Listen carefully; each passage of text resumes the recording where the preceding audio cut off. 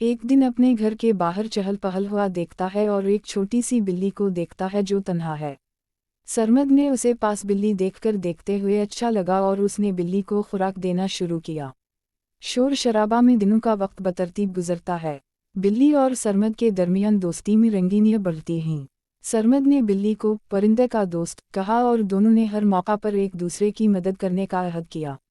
एक दिन बर्फबारी हुई और बिल्ली बहुत डर गई। सरमद ने उसे अपने गर्म घर में लेकर घुमा लिया और उसे गर्म रखा।